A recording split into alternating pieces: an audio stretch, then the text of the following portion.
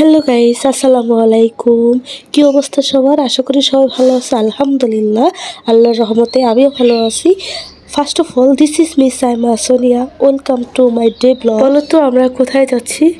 Maybe তোমরা ভুল চিন্তা করতেছো যে এয়ারপোর্টে যাচ্ছি। নো, আমরা উত্তরাতে যাচ্ছি। এয়ারপোর্টটা দেখে মনে হলো যে এখানে কত মানুষের আবেগ মিশে আছে, তাই না?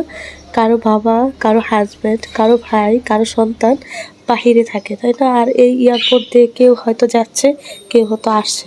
কারো মুখে হাসি, কারো মুখে কান্না। ওকে, আমি উত্তরাতে কেন যাচ্ছি সেটা বলি। আমি যাচ্ছিলাম একটা কাজে বলতে আমাদের কম্পিউটারটা অনেক দিন ধরে নষ্ট হয়ে আছে। কি সমস্যা হয়েছে বুঝতে পারতেছি না, এই জন্য আমরা এটা ঠিক করার জন্য মেকানিকের কাছে নিয়ে আসলাম। কম্পিউটারের সব কিছু আমাদের তিনজনকেই গাড়ি থেকে আনতে হলো।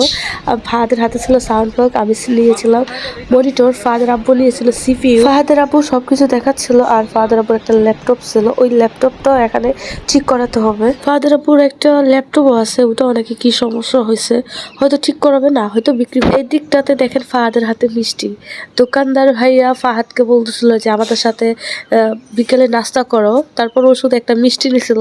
দোকানদার ভাইয়ার বিহেভিয়ারও অনেক ভালো ছিল। ফাহাদের আব্বুর সাথে নাকি আগের থেকেই পরিচয়, এখানে অনেক কাজ ফাহাদের আব্বু করিয়েছে। আর ফাহাদ আমার কাছে একটু পর পর আসতেছিল যে কখন শেষ হবে, কখন শেষ হবে।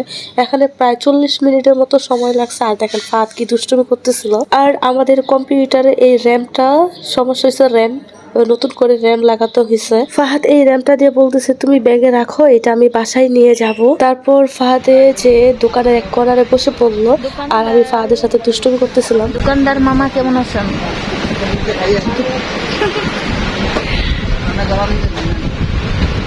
ফাহাদের মতো আমিও অধৈর্য হয়ে যাচ্ছিলাম। 40 মিনিট প্রায় হয়ে গেছে, এখনো কাজ শেষ হয় নাই। আমিও বসে রয়েছি আর ভাবতেছিলাম কখন শেষ হবে।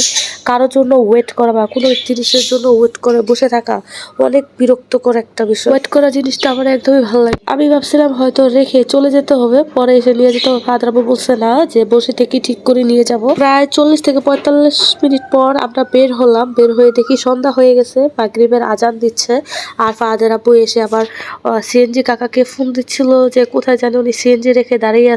আজকের ভিডিওটা এ পর্যন্তই, দেখা হবে নেক্সট অন্য একটা ভিডিওতে। আমরা এখান থেকে কোথায় যাচ্ছি দেখতে হলে অবশ্যই আমার সাথে থাকতে হবে। আর সবাই ভালো থাকো, সুস্থ থাকো। আল্লাহ হাফেজ।